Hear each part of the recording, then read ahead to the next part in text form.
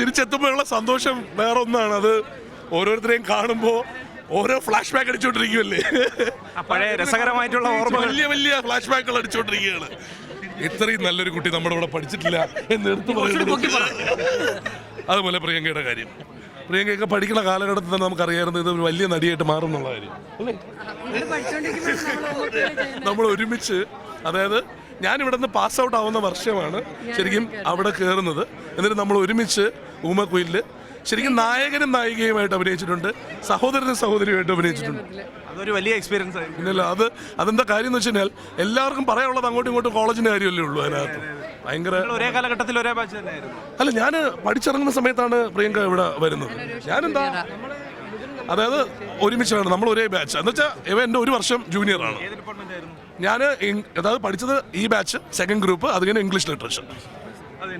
അല്ല, ഞാൻ pre degree ആയിരുന്നു, ലാസ്റ്റ് ബാച്ച് ആയിരുന്നു. എൻ്റെ ചേട്ടൻ ബിനോയ് സി ബാച്ച്, ഞാൻ ഈ ബാച്ച്. അച്ചു ബിനോയ്, അതാണ് അച്ചു, വിവേക് എല്ലാം. ഇപ്പൊ ഇവിടെ നോക്കിക്കഴിഞ്ഞാൽ ഏതാണ്ട് നമ്മുടെ എവിടെയുള്ള എല്ലാ പ്രമുഖ രാഷ്ട്രീയക്കാരുടെയും മക്കൾ ഏതാണ്ട് ഒരേ കാലഘട്ടത്തിൽ എല്ലാം ഒരുമിച്ച്.